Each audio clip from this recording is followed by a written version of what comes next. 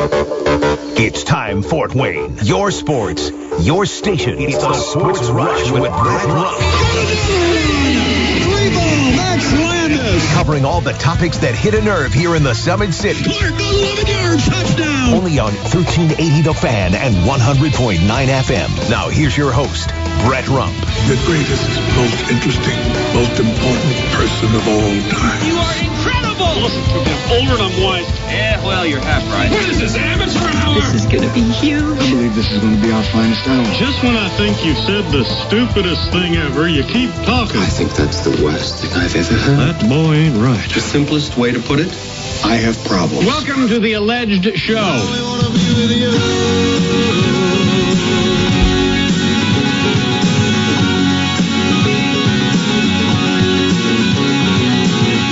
Here we go, taking you home on a Thursday. It is the Sports Rush, your daily local sports fix, 4 to 6. I am Brett Rump along with Adam Lundy. We've got you with us on the Parkview Sports Medicine text line. Any questions, comments, or suggestions? 260-447-8500. What we have learned today, some people agree, some don't, that Hoosiers, best sports movie ever. Of course, it starred Gene Hackman, who passed away yesterday at the age of 95. To me, that is number one on my list of all-time great sports movies. You went with Bull Durham, Adam, and already we've got a text that supports you, of course. Oh, yeah, of course. You got to support me and not Brett. Somebody said Hoosiers is their solid number 2. They love baseball, and you can't beat Bull Durham. I have to feel the same way. Somebody else texted in the first hour. They said Field of Dreams is their favorite sports movie. And also, my top 11 Indiana college basketball teams. I mean, you know, if somebody wanted to argue why I put Indiana first because of all the trouble they've been through. Look, I'm just saying right now Indiana deserves the top spot because they beat the team that I would have had number 1, and it's very hard to put a team above another when they just played and one won the game. And so Indiana, by virtue of the victory over Purdue, they're number 1. And then Indiana followed it up with a win against Penn State. So I've got Indiana number 1, Purdue number 2, but I've got those that argue. And if you listen to the entire segment, when I gave my rankings, I said Purdue gets a win on Friday night, they would be the number 1 team. Yeah. So, you know, I'm right there. It's like 1A, 1B, but the reason Purdue's 1B is they didn't beat IU. They had their chance. And it's kind of more similar of like you're taking a snapshot now too, and you've got to go by the current wins. And currently, Indiana has the win over Purdue. Yeah, because this is this changes much more. It's more fluid than you would have a national poll where things only change like one spot, you know, with wins and losses. This is something where you've got to look at the flow. Who's hot, who's not, and Indiana is playing better basketball. It's also why I've got Evansville at number 6 because they just recently beat Valparaiso and Indiana State, and so I knocked Indiana State and Valparaiso below Evansville in the Missouri Valley Conference. I've got, Ball State at number 7. They're playing very competitive. They've had a couple of heartbreaking losses recently to Akron and to Toledo, but Ball State still very competitive, and I think that's better than a team that's competitive and loses by 4, 5, or 6. Ball State takes it right down to the wire against Toledo. So, it's all perspective, and it's just something to create a little banter, and we got some. Just didn't agree with me on the number 1 pick. Of course, for Indiana, we just talked to Ken Sterling about it. Indiana's path to the NCAA tournament. Give us your thoughts on whether you agree, disagree, but I think if they win 2 of their remaining 3 games, split out west, but they have to beat Ohio State at home, and then they have to win a Big Ten game. Now, if they win all 3 regular season games, which would give them that win over Oregon, which I think puts them over the top, and I don't think the Big Ten tournament even matters if they can win all 3 remaining regular season games. And I don't even care if they lose to Washington and beat Oregon. I think it comes out in the wash if you go 1-1 on that trip. So I'm not saying beat Washington, lose to Oregon. Now, Washington, I don't know if that's a quad 1 or a quad 2, but remember, Indiana has not lost, as Kent Sterling pointed out, and I pointed out a couple of days ago. Indiana has not lost a quad 2, quad 3, or quad 4 game all year. That's pretty impressive.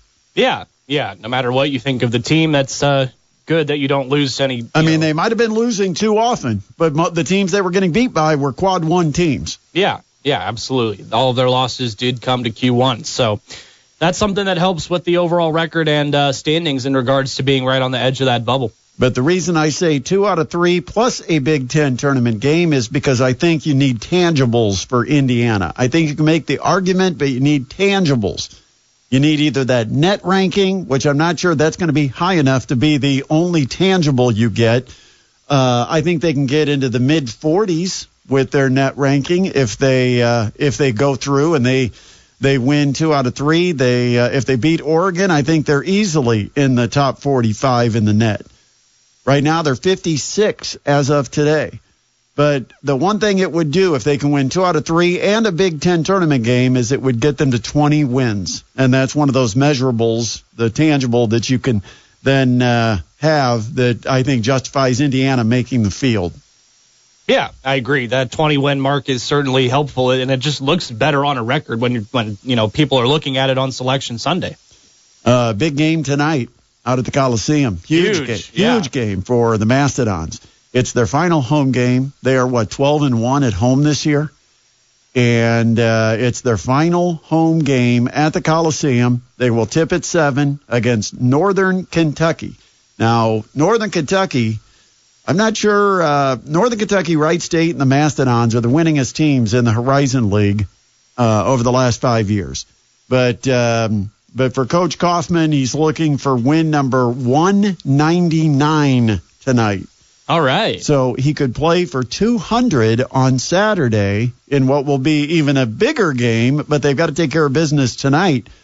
But it's almost like tourney pressure, like the tournament's already started for the Mastodons, because it's about positioning yourself in the most favorable seeding.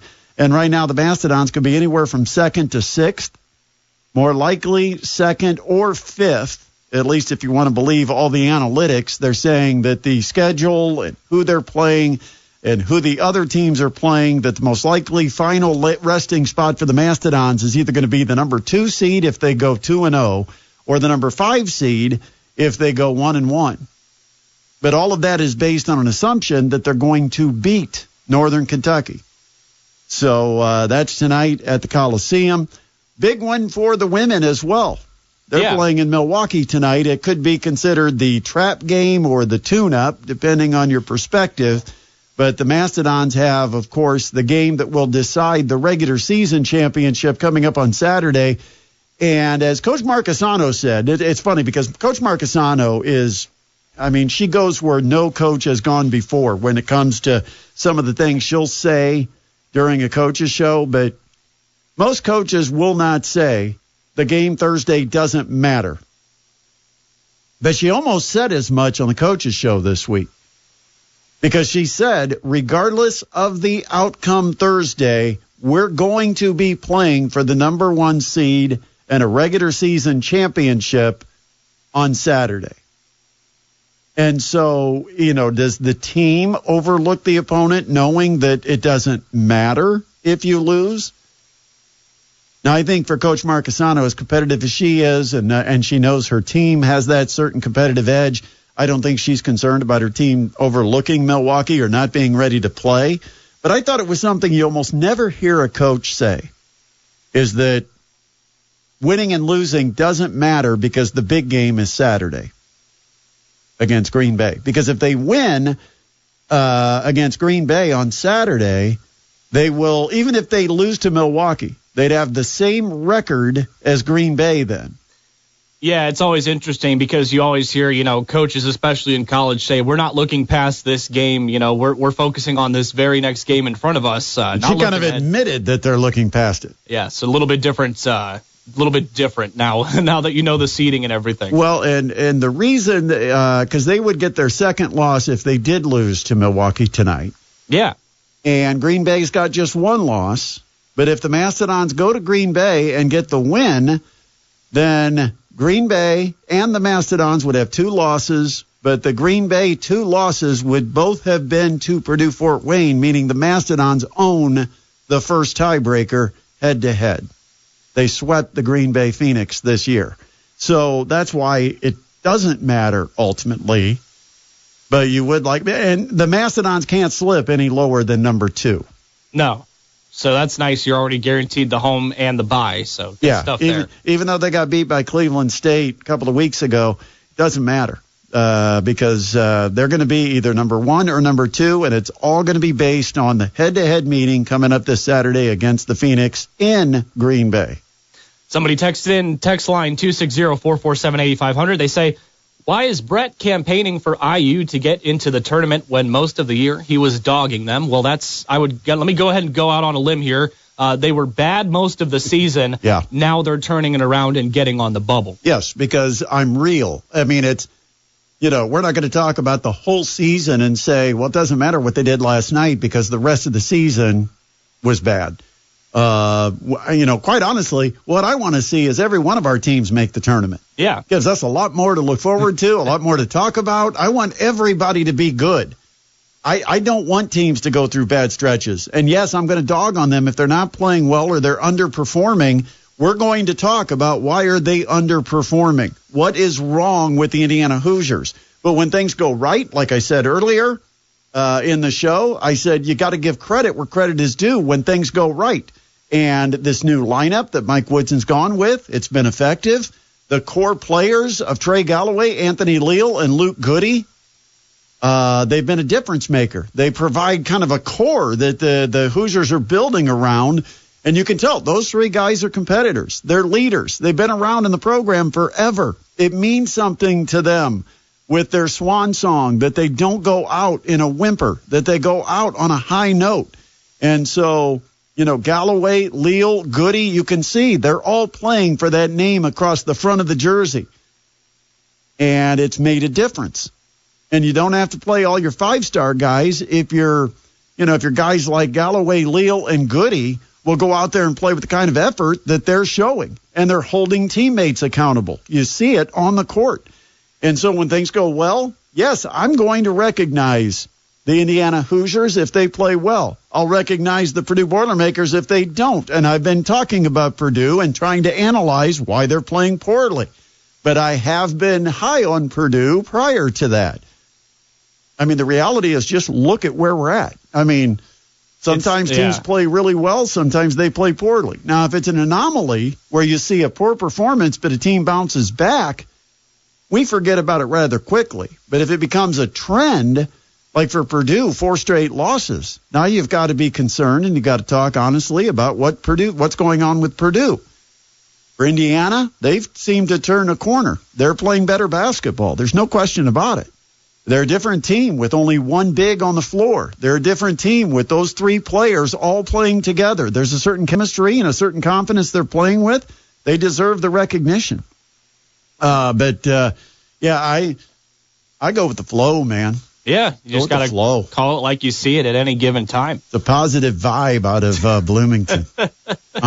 I'm feeling the vibe out of Bloomington. Feeling the vibes, man. All right. Yeah, it's not a good vibe coming out of West Lafayette, but that could change on Friday. You got to turn it around, Purdue. They've got a chance because they've got UCLA, and, that's a very respectable opponent. You're playing them at home. You're expected to win the game, and it would be a disappointment to drop another home game against what is an opponent that's similar to like Wisconsin, who came in and stole one at Mackey Arena. You can't let it happen again. So we'll see. But the biggest thing for Purdue, they've got some rest this week. Yeah. And I saw where Trey Kaufman-Renn, he had a players-only meeting that he scheduled yesterday. All right. And so you've got the guys trying to hold each other accountable. Matt Painter has had one-on-one meetings with each of his players, taking advantage of this extended break between games, which is not like Indiana had, but it is a nice little break. But anyway, we'll see what Purdue does tomorrow night against UCLA. We'll take a timeout. We're going to come back. Eric Dutkiewicz is going to join us later in the hour. It's the Sports Rush on 1380 The Fan and 100.9 FM. Welcome back to the Sports Rush, your daily local sports fix, 4 to 6. I am Brett Rump along with Adam Lundy. We've got you connected on the Parkview Sports Medicine text line at 260-447-8500. Coming up tonight, it's Mastodons basketball live from the Coliseum as the Dons take on Northern Kentucky. I was doing some research, and found that the Mastodons and Robert Morris are the only two teams, and I should knock on wood when I say this, the only two teams in the Horizon League that have not been swept by a single opponent this year in the two meetings. And the Dons are playing two opponents this week that both won the first meeting. So the Mastodons have to keep that streak throughout the regular season and match Robert Morris. And Robert Morris is going to finish with no worse than a sweep of every opponent. But to keep that going for the Mastodons, they've got to get wins tonight against Northern Kentucky at home, and then on Saturday on the road at Cleveland State. Little extra motivation for the Mastodons as they finish up the regular season. That means the Horizon League tournament comes up next week. But the broadcast tonight will begin with the pregame show at 6:45, the tip at 7 from the Coliseum. You know, it's a beautiful night. Maybe you come on out and enjoy some Mastodons basketball. Last regular season home game, and it might just be the last home game period of the season because we don't know what lies ahead. The Mastodons are still in a position where they could fall as low as the 6th seed. Their most likely spots are going to be 2nd or 5th, depending on the matchup against Cleveland State. Win against Cleveland State, the most likely scenario, puts the Mastodons in the 2nd seed. Lose at Cleveland State, and the percentages say the Mastodons will end up 5th. So it's a big game. And to make it even matter, you've got to take care of business tonight. So it's a big game tonight at the Coliseum. Hope to see you there. If not, you can tune into the broadcast. 6:45 pregame, 7 o'clock will be the tip. Speaking of the Horizon League, today it became official. The Horizon League makes the announcement, and they have the joint press conference with Northern Illinois. We mentioned this a couple of days ago because it was being reported by the Northern Illinois beat writers that the Huskies are joining the Horizon League for sports outside of football and a couple of others that aren't offered in the Horizon League. But the primary sports are all going to be now in the Horizon League. That means Horizon League men's and women's basketball, Horizon League baseball for the Northern Illinois Huskies. And that was announced today by the joint press conference with Northern Illinois and the Horizon League. There's people in a lot of the established Horizon League teams. There's a lot of fans that are really complaining about this. Now, number one, I know if you're a Robert Morris or a Youngstown State, it's one more long trip to the west. You already have to go to Milwaukee and Green Bay. Does that make that trip a 3-game trip now to try to swing through Northern Illinois when you go to Milwaukee and Green Bay?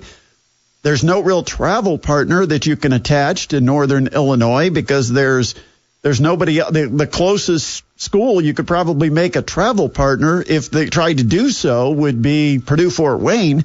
Now, they don't play travel partners right now, but I think the concern is for schools like Cleveland State, Youngstown State, and Robert Morris is that they're going to get stuck with 2 long trips to the west, one to swing through Wisconsin, or they might look at the Horizon League and think, okay, even if we have the 2 games in Wisconsin on one trip and Northern Illinois on a separate trip, we might even have a schedule that has Northern Illinois and Milwaukee on the same trip, and then you have an isolated trip for one game up to Green Bay, Wisconsin. Who did that this year? Oh, that's right, the Mastodons did. I remember that. About 6 other schools in the Horizon League, when they made their trip to Wisconsin, they checked 2 boxes, Milwaukee and Green Bay on the same trip. Mastodons, nope, they had to go separately to both cities. Kind of a tough schedule. Yeah, they also had to play in a different gym than originally scheduled on their trip up to Green Bay. Well, yeah, they warmed up in one arena and played the game in the other. Yeah, so throw beautiful that into Green there. Green Bay. Thank you, Mr. Gottlieb. It's not his fault. It's not. It is his fault. We're going to blame him. No. Well, but Gottlieb's solution was, who needs a shot clock? Just play. And have the announcer, the PA announcer. 5, 4, 3, 2, 1. No.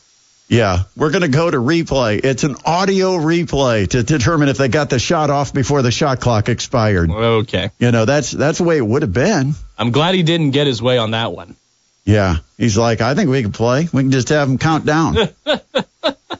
But we ended up getting operable shot clocks over at Crest Center, which was on campus at Green Bay. So we left the Lambeau Field area and ended up on the other side of town at the university where Crest Center was open. It was available, and they hooked up everything, turned the lights on, and boom, 20 minutes later, we were playing basketball. Fantastic. On the bus, all in uniform. Yeah. It's just that was a crazy experience. 260-447-8500. So last night, the Pacers get back on track after the loss to the Nuggets. They get a big victory over the Toronto Raptors. And for all the complaining that we have done this year on Tyrese Haliburton when he struggled early in the season, you've got to give him his credit on this one because he put up a huge night with 33 points. Get this, 7 of 9 from behind the three-point line. Yeah, no, and he has actually been fantastic since coming back from the All-Star break. I don't know if it's kind of like some of these college teams like you think where they need just a little bit of a breather, but since the All-Star break, he's been averaging 25.8 points per game, 11.8 assists per game, and 2.5 steals per game, 5 3-pointers made per game. So I don't know. He just figured it out. He said during the All-Star break, he kicked back and did some binge watching. You know, that's kind of the thing. You can watch multiple seasons of a show, just sitting and watching for hours. And I believe his show was The Wire. I don't know. I'll check. I think that was the show he said that he was watching.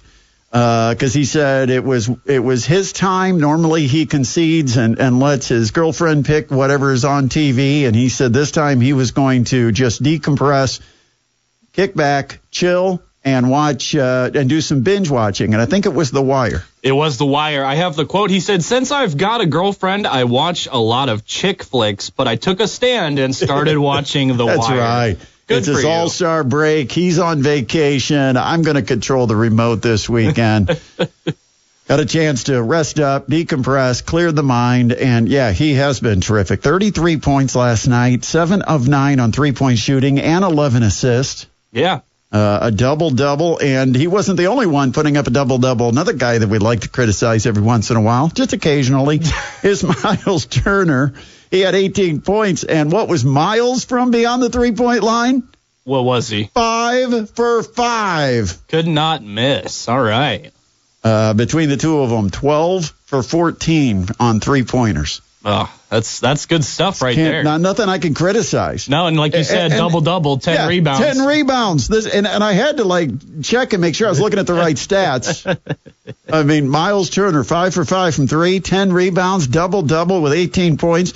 Yeah, it's a big night for the Pacers. They win it by 20 over the Toronto Raptors, 111-91. You know, it's kind of interesting because the Pacers are no way going to be in the top 3. I don't see it happening. You've got, you know, the top 3 are kind of ingrained. I mean, it's we know that the top 3 are set. The Cavaliers have been unbelievable. The Celtics are not going to go away. You've got the Knicks, who've improved their roster, and as long as they stay healthy, they're not going anywhere. The question for the Pacers is, can they play well enough to stay in the 4 spot and stay ahead of Milwaukee? Because the couple of teams right behind them are chasing. Milwaukee, I think, is a game or a half game behind them? Yeah, they're 1 game back. But like you said, it's just kind of really bunched up together at 4, 5, and 6 between the Pacers, the Bucks, and the Detroit Pistons. 260-447-8500, the Parkview Sports Medicine text line, 260-447-8500. Coming up Saturday, don't forget, we've got girls high school state basketball. Yeah. Class 3A state championship. The Norwell Lady Knights are heading back to state for a second year in a row and hopefully getting a little different outcome this time around, but they've got to take on an undefeated Greensburg squad. Saturday night at 6. We've got the Mastodons and Cleveland State at 4, and as soon as that game ends, real quick wrap up, and boom, it's on to Indianapolis and Cambridge Fieldhouse for the Norwell Lady Knights and the Greensburg, what, Adam? Pirates. Okay, I'm not going to wait all day for you. I didn't know that. I could tell from the initial look on your face, it looked like, and you can fill in the blank. I feel like it should be the Greensburg Shamrocks. Nope. Shamrocks are in Westfield. Yeah, that's the Westfield. Anyway. But the Greensburg Pirates. And so that game, 6 o'clock on Saturday night, which will probably tip around 6:08. And we've got coverage right here on 1380 The Fan and 100.9 FM. Yeah, it's another one of these packed Saturdays. We had a busy one last Saturday with, girls semi-state championships and stuff, and now we're in the state championship. And don't forget, we also have, Talking Sports with Jim Shovlin in the morning, and then right after that, we've got some state championship hockey as well on Saturday. Do we have a big day on Saturday, because you got the final regular season game for the Mastodons, which could be huge as far as the seeding of the Horizon League tournament. Yeah. You've got state championship hockey. You've got state championship girls basketball. And you've got Jim Shovlin to top it off with the cherry on top. How about that? Another killer Saturday here on the Fan, man. DC with Jim on Saturday? It's not you? It's not me. So it's an even bigger cherry because you've got DC Hendricks. Yeah, that'll be better. Yeah. So be sure to just lock it in on Saturday. Place to be. Full day. All right, coming up next, we got to talk some high school basketball. Can't forget about the boys. They got to wrap up their regular season, and then coming up next week, we turn the page to the postseason for boys high school basketball, and Eric Dutkiewicz from Parkview Sports Medicine is going to come and give us his thoughts. Coming up next, it is the Sports Rush on a Thursday on 1380 The Fan and 100.9 FM. Welcome back to the Sports Rush, your daily local sports fix, 4 to 6. I am Brett Rump along with Adam Lundy. We've got you connected on the Parkview Sports Medicine text line at 260-447-8500. Any questions, comments, or suggestions? Love to hear from you. I'm just about ready to head on out to the Coliseum. Tonight we've got Mastodons basketball against the Northern Kentucky Norse. That game's going to tip at 7 o'clock, so we'll be on the air with the pregame show starting at 6:45 right here on Fort Wayne Sports Station, 1380 The Fan and 100.9 FM. How's that? All right, let's talk some high school sports with Eric Dutkiewicz from Parkview Sports Medicine. It's been a busy week with PSM, of course, as a season or seasons wind down, which you've got winter sports kind of wrapping up. It's when a lot of kids start thinking about their training, either for the next sport or training for the off season. And so it's always important to keep up to date with what's going on with Parkview Sports Medicine and Eric Dutkiewicz. But before we get there, let's talk about the new news that came out of Parkview Sports Medicine. We had a chance to visit with Josh Van Meter. Kind of exciting that the Parkview Baseball Academy is coming to the Summit City. Tell us a little bit about that, Doot. Yeah, we're really excited to have a new venture and a new partnership with Josh Van Meter, of course, a local kid from Norwell High School who, just got done with his professional baseball career, 300 games in the major leagues. And we've announced just last week the new PSM Baseball Academy that we're starting up this spring, and really cool opportunity for local youth to work alongside a guy that played in the big leagues, and a local kid who really honed his craft, worked hard, and is now giving back to the community through this new venture. So starting things out, it's open for private lessons at our PSM Empowered facility up on Lima Road. So just a really cool time to get things started with him and learn, and for the kids to have an opportunity to learn the game that he loved, now giving back to the community and trying to make not just great baseball players, but really good kids and individuals. And so you can go on to psmbaseball.com to learn more about that and just some of the different programming that we'll be having. We're going to start a new part of this segment. We're going to say Eric Dutkiewicz joins us from a treadmill. I don't know what's going on with you, dude. It sounds like you're out of breath. It sounds like you're on a treadmill right now. What is going on? I was just up at East Noble for a big signing day with their football players and baseball players and 7 kids, and just running around like a madman today. But I was trying to find a good signal here in Kendallville, Indiana, so I could join you guys. Oh, well, we appreciate that. Apparently, you had to run to that signal, though, because I'm here, and we're gonna have next to me. We're gonna have baseball this summer. Sorry. All right, while we're talking baseball, we do have to talk too about the announcement this week that once again the Parkview Baseball Classic is coming to Parkview Field. The Parkview Sports Medicine Baseball Classic coming to Parkview Field. again this spring. What a great opportunity from so many of our area high schools. And what I love to see is this year it's going to be a little bit of a different look, different feel, different field that's going to have the opportunity to play at the crown jewel that is Parkview Field in downtown Fort Wayne. Yeah, absolutely. We're really excited about the PSM Baseball Classic coming back. They have 12 games over 6 nights throughout April and May. We returned to a full schedule this year, which is awesome. They got that new field out at Parkview Field last year. It's a year later. It's just going to be a great playing surface for the kids. But, yeah, really excited about different games. We've got mostly high school games. I think 11 of the 12 are high school games. And then we have a college game as well with St. Francis and the University of Northern Ohio. So really cool opportunity there. But, yeah, just the different teams that are getting an opportunity to play. That's one thing with PSM we really like about this is just the ability for kids throughout the region to have that big-time experience, that feel of playing at Parkview Field, of getting their name on the Jumbotron, hearing their name over the PA system at Parkview Field, and having that experience. Because a lot of these kids are not going to go on and play college ball or play in the majors or anything like that. But so for them, this may be that crown jewel outside of like a state championship or something like that, the opportunity to play at Parkview Field. So we're really excited about this year. We got a lot of teams coming in from Northwest Ohio and some of the other schools to the west of Fort Wayne and Wabash County and places. And plus, we do have those Fort Wayne schools in there, Snyder and Blackhawk Christian, Columbia City coming back this year. Garrett's going to be a first-time team in a while at least. So really looking forward to that and the different games, different teams, a lot of great players, and it should be a fun experience out at Parkview Field for the PSM Baseball Classic. Dude, I'll tell you what, I know all the effort you put in. I'm going to make you run back to wherever you started this interview, so if you could just go ahead and start your jog, because your phone was a heck of a lot better before you got into wherever you are at now. But all right. All right, okay. we're gonna try to get through a quick top 5 here because it is the final week of the regular season for boys high school basketball, and of course each week we get a snapshot of how teams are performing, and Doot gives you that week's top 5. It's not a season-long poll; it is just strictly based on where teams are at right now when we take a snapshot. And so let's go ahead and get this week's top 5, starting with number 5. Number 5, we have the Westview Warriors. They clinched the share of the NECC championship. The regular season just last night, I believe, with a 30-point win over Fremont.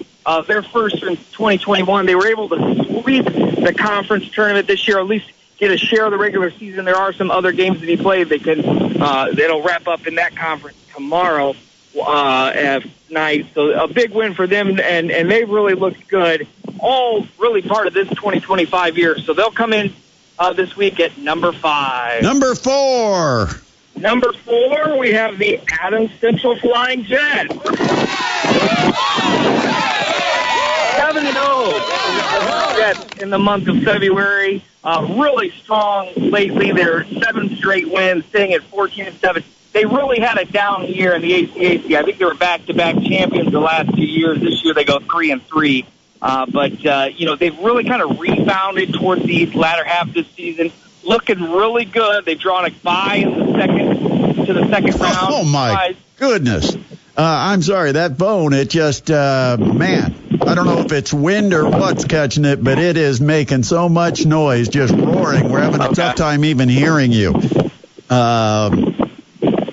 Let's see if we can clear that up, because I do want to get the rest of the poll, but it's tough. Is that better? There you go. Yeah. Okay. Yeah, see, It's usually better when we use the phone without the wind blowing right into it. All right, let's keep moving, dude. We got to keep this flying. Number 3. Number 3, we have the Snyder Panthers. How about this team? 13-9 now, but 3 straight wins. They won 5 of their last 6. They lost to Blackhawk Christian. That was that loss, but a big win over Leo last Friday. Blackford by 13 on Saturday. They upset Lures, by the way, on Valentine's night. We want to shout out there. balanced scoring. They have 3 sophomores, a junior, and a senior for their starting lineup. They close Marion tomorrow night and on to sectionals at Carroll. Snyder coming in at number 3. Well, it's very similar to the girls' basketball at Snyder. They kind of grew up during the season and then snagged a sectional championship, so it's good to see the boys following suit. They're getting playing their best basketball in what is a wide-open sectional coming up at Carroll. So where are we at? We're at number 2? Number 2. Number 2. Yeah. Let's give me number 2, dude. Number 2, we find the Columbia City Eagles. They keep coming off of the NEA championship a couple of weeks back. They're, looking ahead now to the regular season, or the postseason, I should say. But with the regular season down the stretch, they get a big win the other night over Bishop Luers, an impressive victory there. So they've continued to keep things rolling. It should be a fun team to watch in Class 3A this year. So they come in this week at number 2. And that means we have made it up to the top spot in this week's Power Rankings. Who is number 1? Number 1, we find the Blackhawk Christian Braves. This team is time and time again we see on this poll, but 3 impressive wins in the last week. So they've even played 3 games in the last 7 or 8 days. So 9 straight wins since that Homestead loss. They got a 27-point win over Leo, followed up with a 41-point win over Southside last Saturday. And how about last Friday, that big win over Northwood, a top 10 matchup in Class 3A, and holding all those teams to 37 points or less.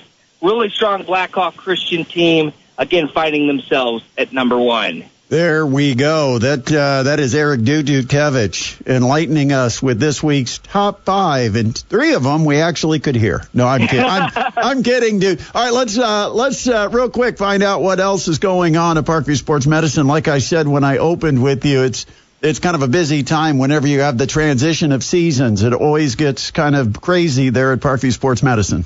Yeah, always crazy, always lots going on, and nothing different here at PSM. But just a reminder, as the seasons are winding down from winter sports season into spring, maybe some people don't play a spring sport or kind of in between or do both.